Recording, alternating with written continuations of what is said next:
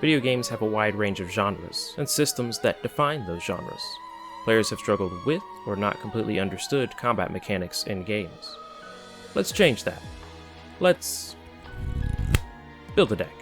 I suggest watching the entire video, as there may be details you are not aware of. I must mention there are a few spoilers that cannot be avoided when discussing this game's combat. These topics make for great surprises within the plot, although one of them happens quite early in the game. These are the timestamps for these spoilers, and I suggest playing the game to the chapters mentioned here as well, before continuing past these points. Now, combat example, please! Combat in Xenoblade Chronicles is active in that you get to freely move around the active character, and has a hotbar to initiate chosen attacks. All controls mentioned will be Nintendo Switch oriented. After this combat example, we will move into basic controls, then slide into the on-screen UI quickly.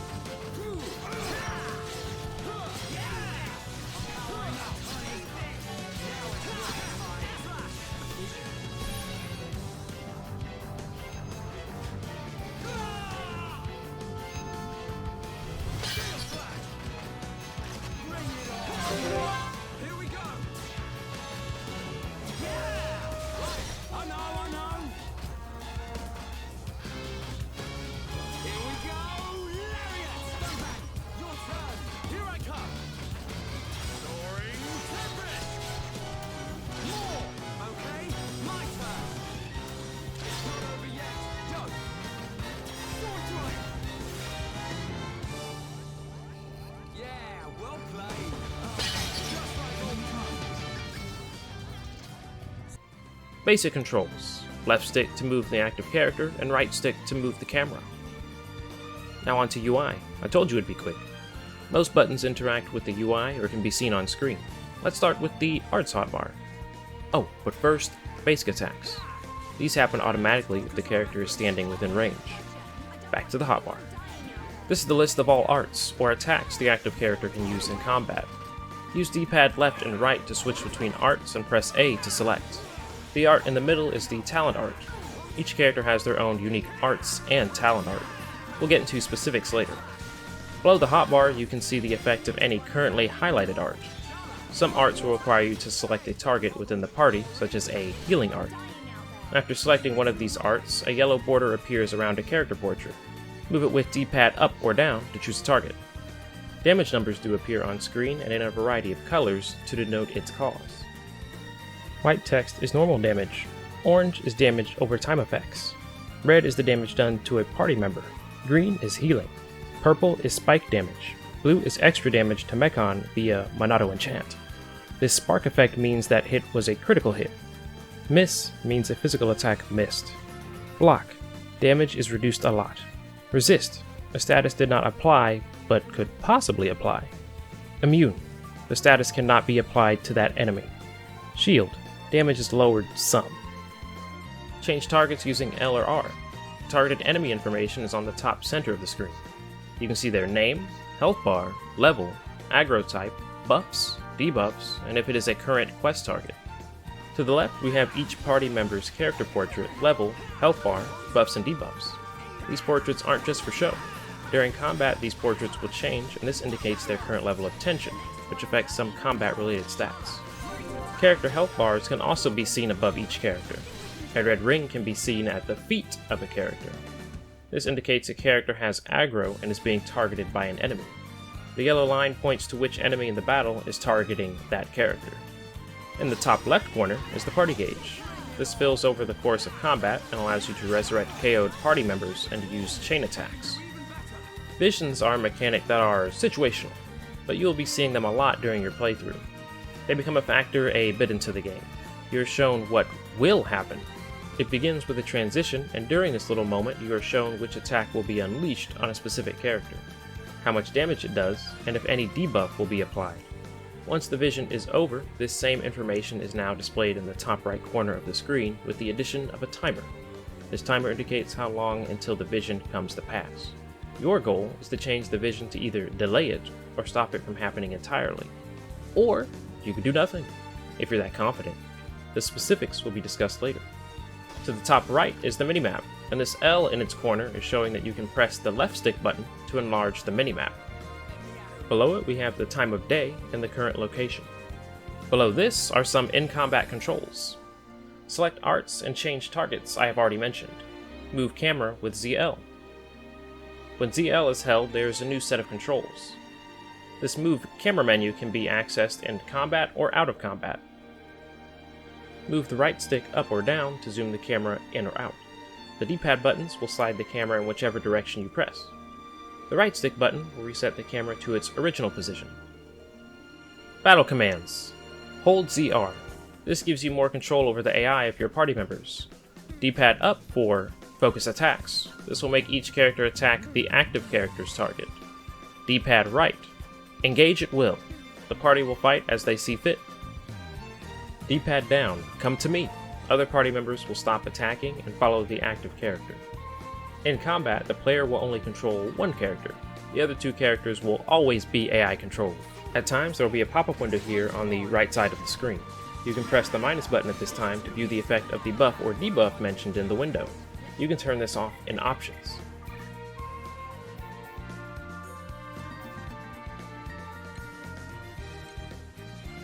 These flashing arrows appear when targeting an off-screen enemy. I like to mention a couple of out-of-combat UI elements. Press D-pad up for auto run. Maps can be quite large, so this gives you a chance to rest that weary thumb. Do note that any sharp left stick movements will instantly cancel the auto run. Rotate the left stick more slowly in a circle, starting in the up position to prevent this. In the bottom right corner is the quest guide. Press ZR to display the current story quest or selected side quest. That's it for the UI.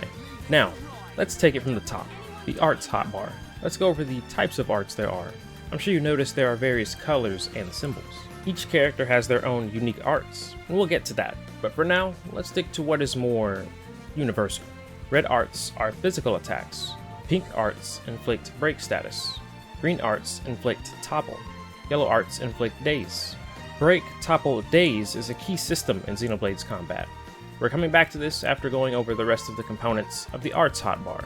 Blue arts heal, buff, or provide some positive effects. Purple arts are ether-based, ether being like magic. Orange arts are auras, which provide an effect for a set time for the character or party. Gray is the talent art. Before getting into everything, please read the effects of abilities in Xenoblade Chronicles. Not every detail of every ability can be gleaned by its description below the arts hotbar. Every art has a cooldown in seconds, and that cooldown can be seen on the hotbar, notated by this orange bar that begins to fill once the art is used. When the art is lit, it is available for use. Grayed out means you are not in range for the art, and darkened with the orange bar is the art on cooldown. There are times when there is a blue exclamation point visible, which means in that situation, its bonus effect will be activated, and the word chance will appear above the talent art. The talent art in the center is different from the other arts in that after it is used, the character must refill its meter by performing specific actions. Usually this is just auto-attacking, instead of waiting for a cooldown. When hovered over the talent art, you can cycle through a few more options. There are a couple different ones before entering combat. This red one is used to initiate combat, allowing you to get a QTE, a timed button press. When successful, it increases party tension. The pink one is lure.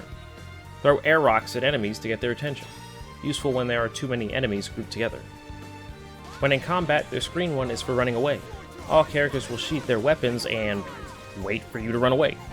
The blue one should look familiar. It is the party gauge icon. When all bars on the gauge are full, this option becomes available, letting you start a chain attack. Chain attacks are very powerful and necessary, but we have something else to discuss first. As I mentioned earlier, the red ring near a character's feet means they have aggro for one or more of the enemies in battle. Aggro is generated by auto-attacking, attack-based arts, and healing. Aggro can be increased or decreased through various arts.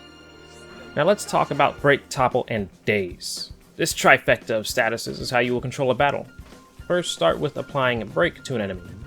Once the break status appears above the top left section of an enemy's nameplate, use a Topple ability, and after Topple comes Daze. Notice there is a bar that begins to empty once a status is applied. This is the timer for how long the status persists. Once it empties, it will need to be applied again. While an enemy is toppled, it will not move, cannot evade attacks, and visions are delayed. While an enemy is dazed, they will not move, aggro will not accumulate, and visions will break. Currently, Shulk is the player-controlled character. He has 2 break arts and 1 daze art. When Shulk applies break to an enemy, it is up to one of the AI-controlled party members to use a Topple art.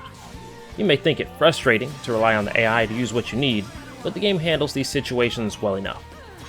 Do remember skills have rather long cooldowns in this game. Ryan's Wild Down is a perfect complement to Shulk's break arts, but there will be instances when the break status runs out just before Ryan uses Wild Down. That means Ryan's Wild Down is now on cooldown, so do not immediately apply break again expecting a chance for a topple. Unfortunately, there's no way to visibly know when an AI-controlled party member's art is ready for use. The most you can do is know the cooldown time and feel out the amount of time that has passed. The break, topple, and daze statuses stack. Shulk's 2 break arts. Stream Edge's break status lasts for 6 seconds, and Air Slash's 6.5 seconds. Use one and the timer starts. Use the second and its time gets added to the current timer. The same happens with Topple and Daze. For break, when its timer ends, the status goes away. When Topple ends, the status goes away and the enemy stands back up. But Daze is different. When the Daze status ends, it downgrades to Topple, and then Topple has to end. You can still daze the enemy again. You can literally lock an enemy into a cycle of Topple and Daze, adequately monikered Topple locking within the community. Note there are some arts that state that they force Topple or Daze. In these instances, when the Daze timer runs out, the enemy will simply go back to normal. It will not switch from Daze to Topple. Another detail, the status from these arts is applied once the attack lands. Look at Shulk's Shaker Edge, it has quite a big windup. You have to account for these windups so you don't miss opportunities. You can queue up arts. Once you use an art, you can select a second one to be used as soon as the first one has ended, but you can only add 1 art to the queue. The hotbar will be completely inaccessible and look like this. Character portraits. You got your numbers and buffs, but let's talk about tension. Before, I mentioned that the faces change, and they indicate the level of tension for the character. From least to greatest, we have the very sad face, very low tension, sad face, low tension, normal face, normal tension, energetic face, look at that forward lean, high tension. Last, the fiery lean, max tension. Depending on the state of tension, a character receives bonuses or negative effects. Very low tension gives a character 5% hit rate, basically hitting nothing, and critical rate decreased by 20%. Low tension decreases the agility stat by 50%, critical hit rate decreased by 10%. Normal tension has no stat changes. High tension increases critical hit rate by 15%. Damage during chain attacks increases by 10%, and critical heal rate increases by 15%. Very high tension increases critical rate by 30%. Damage during chain attacks increases by 20%, and critical heal rate by 30%. Basically, keep the tension as high as you can. These numbers are from the Xenoblade fandom wiki. There's a link for it in the video description. There is also information for how much tension various actions gain or lose in combat on that page. There are red and purple arrows that appear above character portraits, telling you when increases and decreases in tension are happening via various battle actions. Back to the party gauge.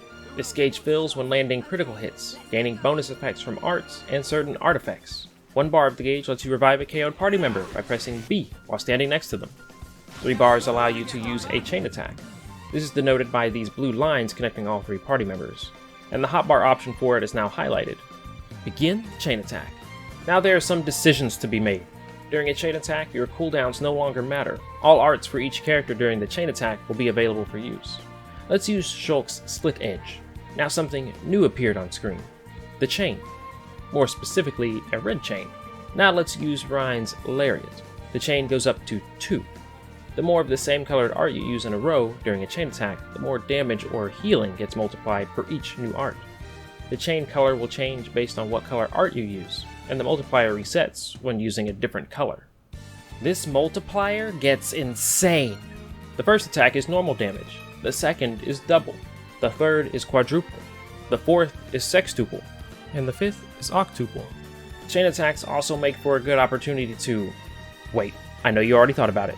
Set up a break, topple, daze. There are enemies that are more resistant to these statuses. Chain attacks make a good moment to get the cycle started, since it increases the chance for these statuses to apply. Once each character has used an art and the total damage number appears, the chain attack ends. But there's a % chance for the chain attack to continue, which is called a chain link. Instead of the damage number showing up, a QTE appears, and if you succeed, you get to choose another art with the active character. Notice the art you used before is grayed out, and cannot be used. Then the QTE can appear again, and move to the next character. A chain link can happen up to 15 times. Dude, if you set it up right, the enemy won't be alive for you to hit that cap. Note, if an enemy is defeated by a chain attack, you receive more experience, AP, and the SP earned is doubled. Vision time. Quick recap. Visions show you what will happen to a specific character, and it is up to you to prevent it or ignore it. But let's get into some specifics, as this will help you make more accurate decisions. This mechanic also involves some of Shulk's unique Monado arts. The color of the text indicates which type of art the enemy is using. White text is a talent art, red text is a physical art, and purple text is an ether art. The white text arts also have a Roman numeral next to them. This number is key to how you prevent this vision from coming to pass. Shulk's Monado shield is what blocks this type, but the upgrade level for Shulk's Monado shield must be equal to or higher than this number. As you progress through the game, this talent art number will increase for enemies. Don't neglect your shield. Also, the Monado shield is cast on all party members. Do not worry about who to target. The red text arts are physical. Use Monado's speed to increase evasion for a character so the attack misses. You'll have to select a target for this Monado art. The purple text arts are ether-based. This is like a magic attack, so it is a different damage type. You're likely going to just tank these, as there is no specific art to prevent them. This does not mean you cannot stop them.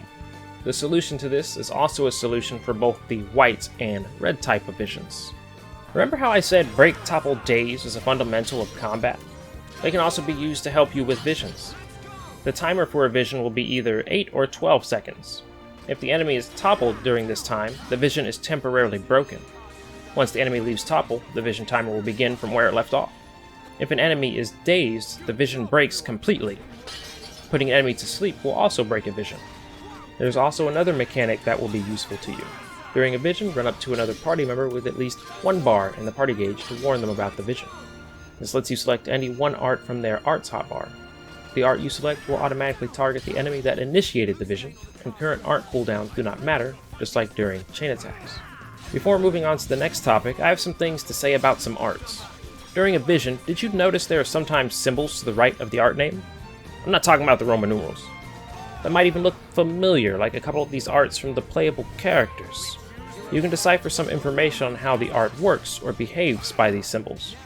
I wanted to save this conversation for the individual characters' art menus, but this is important enough to discuss now. Here is a vision for Titan Stamp. This symbol is code for an AoE around the user. The piece you want to make note of is the circle beneath the actual symbol.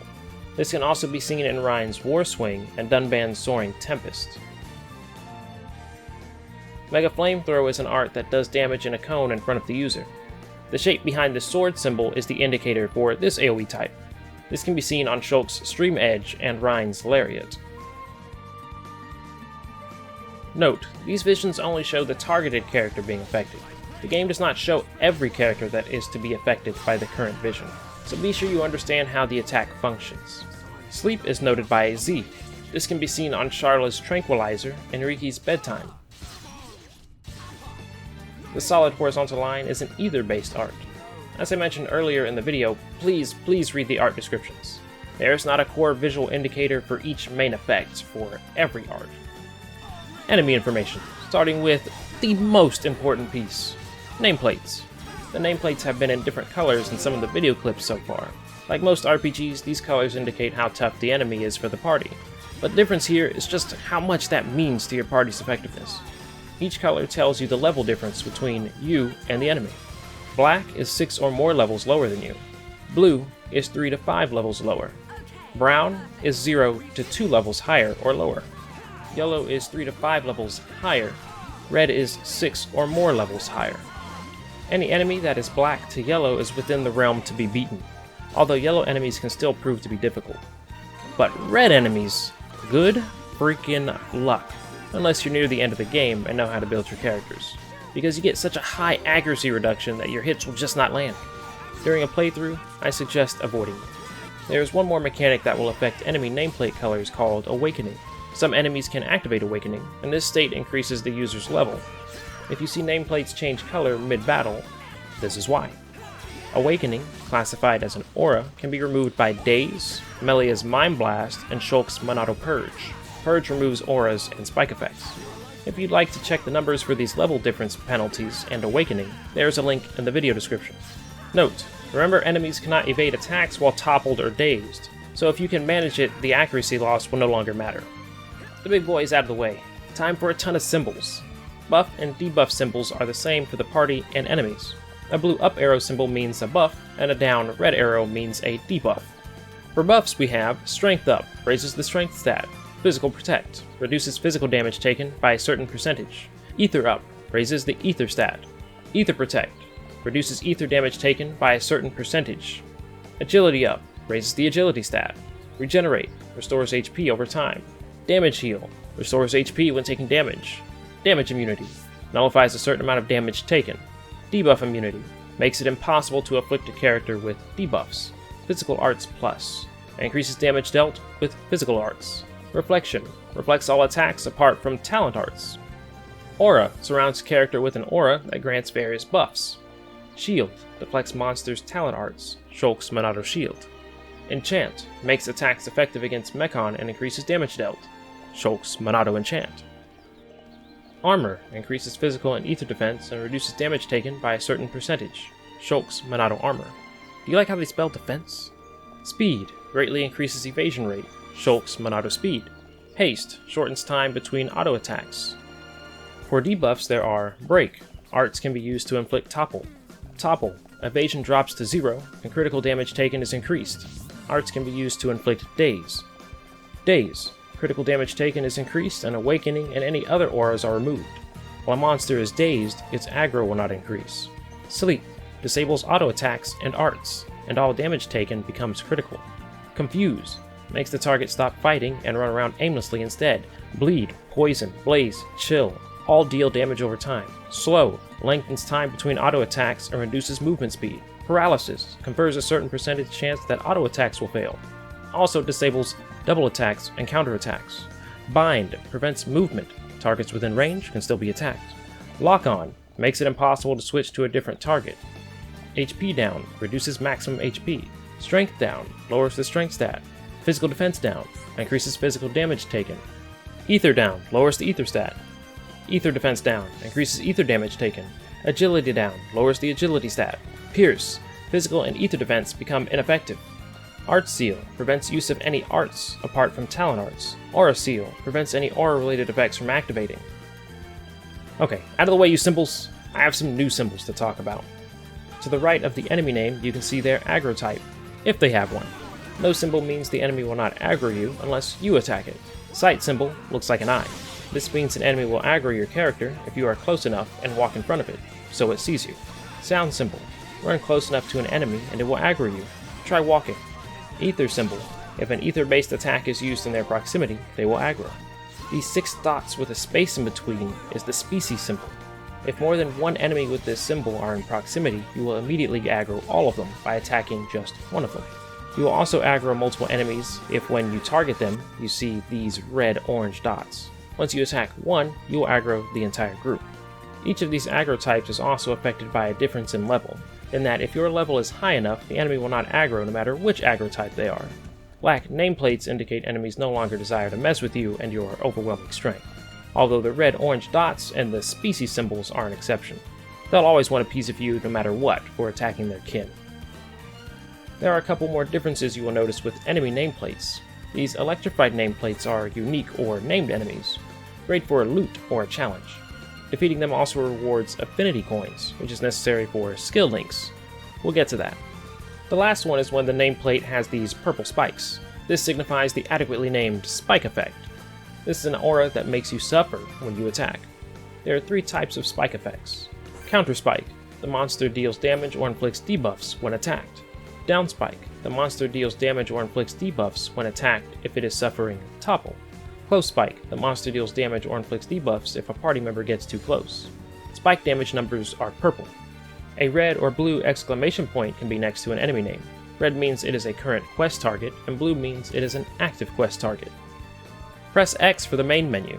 Before we get into the different options in the main menu, you can press the plus button to switch to the system menu, and press the plus button again to switch back. You can also press the plus button to open the system menu initially, but there is no way to switch to the main menu if you start from the system menu. It's weird they did not keep this consistent. While we're here, I'd like to mention Expert Mode. Toggle it on or off with the right stick button. This mode lets you adjust the levels of each character. Experience points earned by completing quests, discovering landmarks or locations, and achievements are stored in the reserve. Any experience earned through combat will be rewarded to the character at that time. When levels are decreased, the experience is added back to the reserve. Each character's level is adjusted separately. Use ZR to instantly use all experience for the currently highlighted character. Notes: be aware of the level difference between you and your opponents. The amount of experience earned will be lower if the level difference is too large. Expert Mode can help to solve this issue, or just focus on enemies close to your level. The party option lets you switch who is in the combat party. Anyone in the 1, 2, 3 slots are the combat party, with 1, the leader position, being the character the player controls. Chain attacks will also happen in this 1, 2, 3 order. Let's move over to the Arts menu. There is a Setting and Level Up tab that can be changed with ZL and ZR. The currently equipped arts, all currently accessible arts for the character, a window that displays all information for the currently highlighted art, and in the top right a list of all current characters, and you can switch the current character with L and R. Rearrange the current arts on the character's hotbar. Press A on an art, and press A on an art you want to switch it with. All characters aside from Shulk will eventually have more than 8 arts. Select an art from the list with A, then an art on the hotbar to switch them. The E means the art is already equipped to the hotbar. Shulk is also the only character with an extra set of arts. Select his talent art in the center to access his Monado arts. These can also be rearranged. The Level Up tab lets you level up arts, making them stronger. After selecting an art to level up, new windows appear showing how much AP is required. Current AP in the window to the right highlights which attributes for the art will change and by how much. All these individual bars next to an art tells you what level the art currently is, denoted by the Roman numerals at the top. Levels 1 through 4 are available from the start. Levels 5 through 7 require an arts manual purchased from a merchant. Levels 8 through 10 require an advanced arts manual that is dropped by specific enemies. Levels 11 and 12 are unlocked with a master arts manual earned through the challenge mode. The information for all advanced art manuals and which enemies drop manuals can be found in the video description. Challenge mode has various battle challenges to complete using your own combat teams and pre-constructed teams. There are various rewards in this mode other than master arts manuals. Let's get into basic strategy for each character, starting with Shulk. Starting with Monado Arts Enchant for the damage buff, but starting with this for some unique or boss enemies may leave you vulnerable to an early vision. The Monado is Shulk's talent art. Refill it with auto attacks. For regular art, start with Slit Edge to reduce physical defense. Then Air Slash for the slow and break of course. Backslash when you can for the extra back attack damage. Make sure he is not being constantly attacked, and do this by making use of Shadow Eye, which reduces his aggro but also improves his physical arts damage. If Shulk currently has aggro, position him directly across from whoever the main tank is, so when Shadow Eye reduces his aggro, the enemy's back will instantly face Shulk for an easy backslash setup. Battle Soul halves Shulk's HP and fills his talent gauge. Use this to quickly fill the gauge to use any timely Monado arts. Note you can use Battle Soul while out of combat, flee combat, and use it again. If you want Shulk's Monado available at the start of battle, do this until the talent gauge is full. Ryan is a main tank that can also deal damage.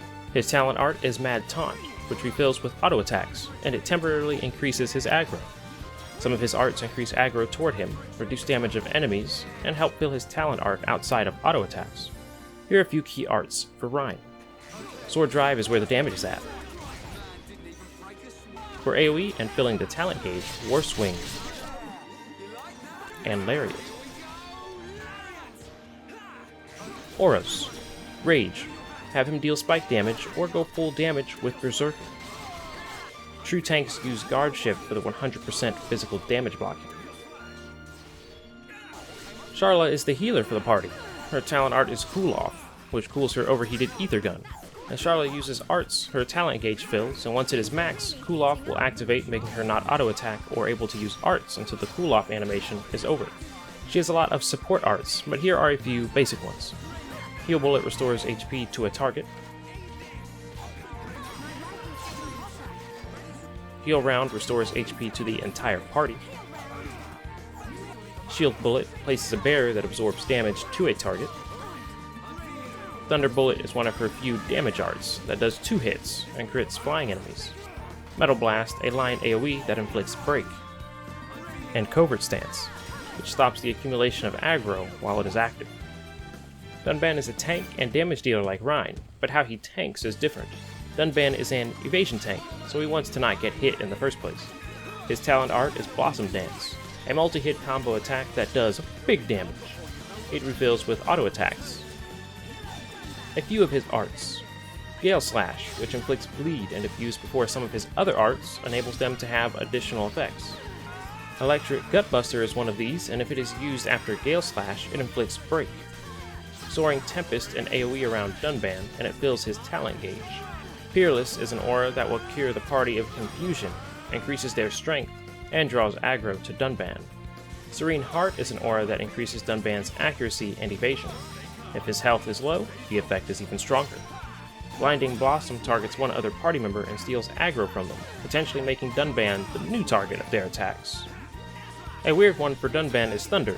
If used with an aura, forces Daze. Cielo art which inflicts Daze, but it does not work like other Daze arts. This is a fan-shaped AoE that happens behind Dunban. Use this if an enemy is behind him for an instant Daze. A more efficient way to use this is to utilize Tempest Kick. The animation for this art ends with Dunban's back facing the enemy, to queue up Thunder directly after using Tempest Kick. Melia is quite different. Her talent art is Elemental Discharge. She summons elementals, and when summoned, they give buffs or other beneficial effects, and you can use Elemental Discharge at any time to discharge the summoned elemental for a damaging effect on enemies. Discharging elementals fills Melia's talent gauge, and once it is full, it switches to Element Burst, which gives access to other arts that can only be used during Element Burst, and increases elemental discharge damage by 2 times. Melia can have 3 summoned elementals at a time. A few of her arts. Summon Bolt is an electric elemental. When summoned, it increases the ether stat for those around Melia. When discharged, it deals ether damage. Summon Aqua is a water elemental. When summoned, it gives a HP regenerating effect to those around Melia. When discharged, it drains HP from an enemy and gives it to Melia. Mind Blast can only be used during Element Burst. It is a fan-shaped AoE in front of Melia that seals all arts and removes auras from all enemies hit for a set time. Spear Break is a physical attack that knocks an enemy back and applies slow. Starlight Kick is a physical attack that can force Topple if used after Spear Break. Note, the first summoned elemental is in the center, second is the left, and the third is the right. When discharging elementals, it goes in reverse. Summon elementals you want the party buffs for first. Riki has some physical attack arts, but really loves damage over time effects. Riki's talent art is Yoink. He steals something from the enemy and does a bit of damage. Bitey Bitey does bleed, and the effect will last even longer if it hits an enemy from behind. Lurgy is a fan-shaped AoE in front of Riki that poisons enemies. Happy Happy fills the party gauge by a specific amount, but it can only be used when he has high tension. Play Dead is an aura that removes all of Riki's aggro, heals some HP, and increases the damage of his physical arts for 5 seconds. Riki is Angry is an aura that counters all non-talent art damage by dealing 2, 4, or even 8 times the amount as spike damage. I did not go over every art, so be sure to check the video description for the full list of all arts if you're interested in that information. The last character is very much a spoiler. I'll give you 5 seconds to stop the video, or skip over this next section. 5, 4, 3, 2, 1. Fiora loves dealing damage and has some versatility. Her talent art is Sword Drones. It is a 10-hit combo with the 4 drones on her back. Double Blade does 3 times damage from behind. Spear Blade does 3 times damage on a toppled enemy. Magstorm is an AoE around Fiora that inflicts Daze on any toppled mechon. Speed Shift is an aura that increases Fiora's haste, double attack rate, and lowers her defense. Ether Drain is an AoE that reduces the enemy's ether stat while raising hers. Power Drain is an AoE that reduces the enemy's strength stat while raising hers. To skill trees, there are 2 tabs, skill branches and skill links. ZL switches to skill branches, and ZR switches to skill links. They only work this way. The 3 trees for the current character, the details of any highlighted tree or skill, and use L or R to switch characters. Each character has 3 skill trees. Select a tree to begin funneling SP earned from combat to that tree. The skills are learned in order from top to bottom, and skills lower on the tree cost more SP. If you decide to switch Shulk to the Humanity tree, all skills learned in Intuition will still be active for Shulk. You will not miss out on the benefits of your other skills if you switch skill trees. Blue skills are always active. Orange skills are only active when the character is part of the current battle party. This is the 1-person symbol. This means this skill only affects the party member with this skill. The 3-person symbol means it will affect all party members in battle. The all symbol means it works on everyone. The shapes also serve a purpose, but let's move into skill links for that. Note, there are 2 more skill trees to unlock for each character. Details in the description. The skill links window is slightly different. There is now a count for Affinity coins, and portraits for the other party members with the skill shapes beneath them.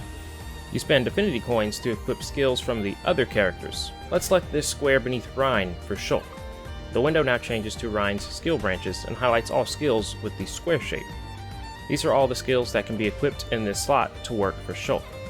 Mental Fortitude gives a physical defense increase at the start of battle with higher level enemies. It is orange and has the 1-person symbol, so it only works on the character who has it and only activates if they're in the current battle. The Affinity coins necessary is denoted by coin cost. In this case, it is 2. Selecting the skill now means it works for Shulk through his skill link with Rhine. There are a variety of skills that can be shared between characters. This is another aspect of creating a build for your combat teams. As a reminder, Affinity coins are gained via level ups and defeating unique monsters. Note, skills with a diamond shape are exclusive for that character and cannot be shared via skill links. Use the plus button to remove the currently highlighted skill. When unequipping a skill, you are refunded the coin cost. The Affinity chart option lets you check the affinity between your party members and NPCs you meet throughout the game. But for now, we are focusing on the party members. Select Affinity chart Party in the center. Character portraits are connected with white lines and have a face in the center of each line. These faces indicate the level of affinity between each party member and Shulk. Use the D-pad to switch to the other characters. Here's the order of affinity from lowest to greatest. Affinity affects the likelihood of chain links occurring, turns, and gem crafting, the number of equipable skills for skill links, and which heart-to-hearts you have access to. Heart-to-hearts being unique conversational interactions between characters. There are a few ways to increase affinity. Giving gifts. Press Y, select who will give a gift, and then choose a recipient. On the left for Ryan's information, you can see details about him, including what he likes and dislikes. He likes energy aubergines and dislikes fruits. The heck are energy aubergines? After selecting Ryan as the recipient of this gift from Shulk, we have a list of items. These are collectibles that are found while traveling. The symbols to the left of the names indicate what type of item it is. Vegetables, fruits, flowers, animals, bugs, strange, nature, and parts. Red hearts when giving a character an item means it increases affinity, while black hearts decrease affinity. There are moments where red hearts will appear both in combat and out of combat. These hearts also increase affinity. You will notice these during chain attacks, encouraging party members in combat, and talking to NPCs. Oh, changing equipment. Here on the left we have equipment currently equipped, and currently equipped gems. The gem explanation will be after stats. Appearance lets you change the skin of your equipment because gear does change your appearance in Xenoblade Chronicles. On the right, switch the current character with L and R. ZL switches to stat details and ZR to item details. Below this is the character name, level, and their stats. Even further below is the total of all current gem effects, and you can press the right stick button to turn this off and on, removing the bonuses from the stats section so you can see what a character's stats are without the gems. No need to math them yourself or unequipping items to check. Can we have this in more games, please? Gem bonuses do have a cap. The text turning green means you have hit the maximum amount for that stat. Stat cap information is in the video description. Along the bottom are some useful buttons. The minus button gives you a cursor for the current gem effects, and press A to see what it does. Left stick button set an item as a favorite. If you accidentally try to sell the item, the game gives you a warning, or use this feature to simply keep up with the item within your sea of items. Plus button for the sub-menu. You're going to 100% use this one. This lets you select specific aspects of gear to remove, whether that be a currently highlighted item, all gear, all gems, etc. Although I'll admit I still would have liked a button that instantly removed what was currently highlighted, as a single button press. The item details window gives the details of the highlighted item, type for equipment, and rank for gems, which character currently has the item equipped, stats or effect of the item, and any gems equipped to the item.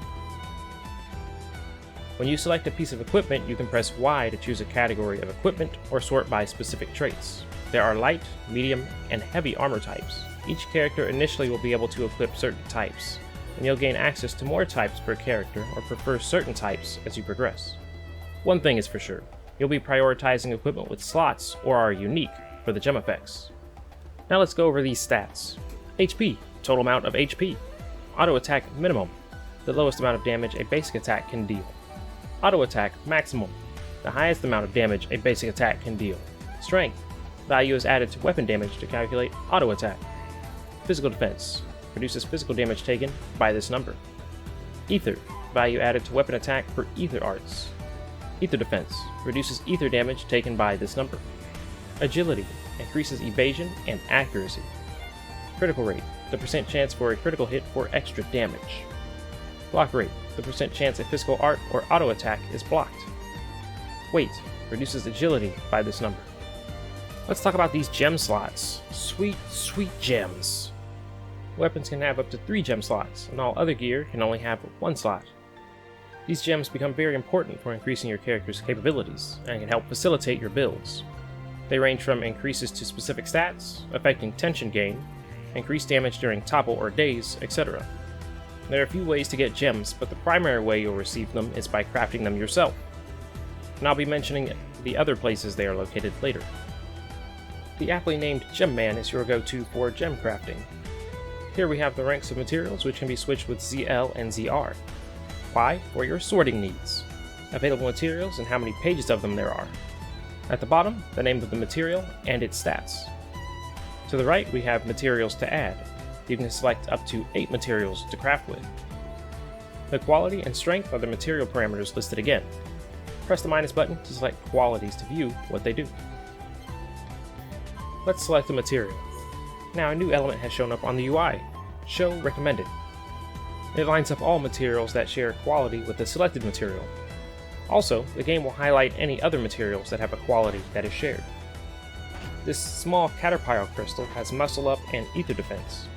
Every highlighted material has either 1 or more of these options.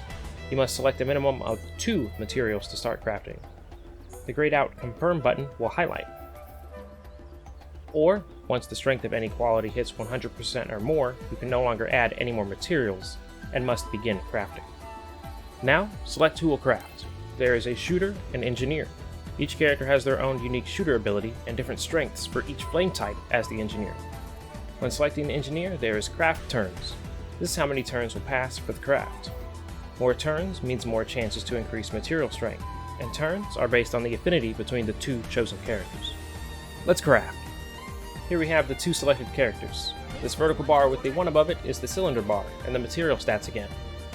You can tell which flame comes up by the color of the crafting apparatus. Saying gem crafting machine is too boring. Apparatus it is. The cylinder bar number indicates how many materials you get to keep as cylinders. If any qualities do not make it to 100%, they will be turned into cylinders with whatever strength they ended at. And the cylinder bar number is how many of these extra qualities you get to keep.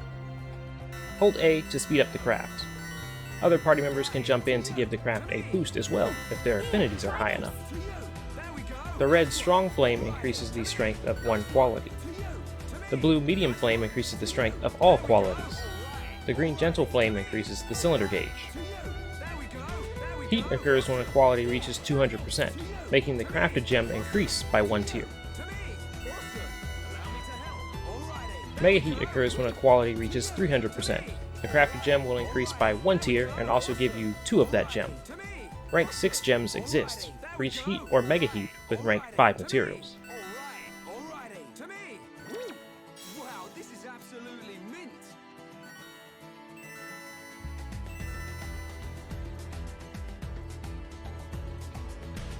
To have more control over your gem crafting endeavors, focus on getting a single quality as high as you can without hitting 100%. Use characters as the shooter who do not give a bonus to quality, since keeping quality low is the goal. For the engineer, choose Riki since his strong and medium flames are terrible, while the gentle flame focuses on increasing the cylinder gauge, which will keep the strength gains low as well. Create 2 cylinders of the qualities you desire. Next, choose the good pals Shulk as the shooter and Rhine as the engineer. With the 2 cylinders you made using Sharla as the shooter and Riki as the engineer. Their affinity will easily be the highest, and since you're likely working with cylinders that only have the one specific quality you want, Rhine's strong flame, at great, is going to add big bonuses to this singular quality. Remember, having higher affinity with the other party members will increase the chance for them to support in the craft, providing even more strength increases. Happy crafting. Some things to note about crafting and gems. Save scum. If a craft's results are undesirable, be sure to save before the craft and reload the game. You filthy save scummers. I won't judge you. The colors of the crafting materials clue you into which type of effects it provides, and gray materials have a mix of multiple types. Filling in rows of collectibles in the Collectopaedia can reward gems. Some NPCs will have gems for trade, and some quests will reward gems. Last, some types of gems can only be equipped to weapons. You can find this information and stat caps for gems in more detail in the video description. Okay, the big topics are done. Merchants. Straightforward.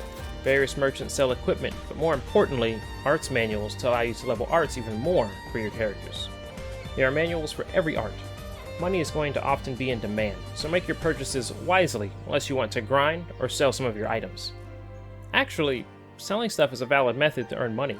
I usually try to get away with not selling items as they may be needed now or later, but it is necessary here. A reminder, the final tier for art manuals is not purchasable. You'll have to farm those from specific enemies.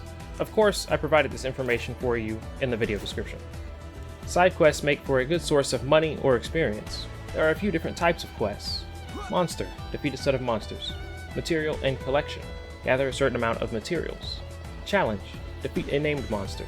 Search, locate a unique item. All of these reward money. And named quests, which have a story to them of some description, and usually reward equipment, money, and experience. Select Quest Log from the main menu to view all currently accepted quests, or press down on the D-pad to pull up the quest log. Press Y to sort quests by location. The top quest on the list is the current active quest. The gray crown symbol is an uncompleted quest, while the yellow crown is completed. Look at quest details with A, and if hovered over a gray quest, press R to set it as the active quest. These dotted lines will guide you to active quest targets on the map. Press ZR when out of combat to bring up this quest menu. D-pad left or right will swap between the current main story quest and the chosen side quest, along with a bouncy speech bubble to remind you what location the quest is in. Now for the main affinity chart.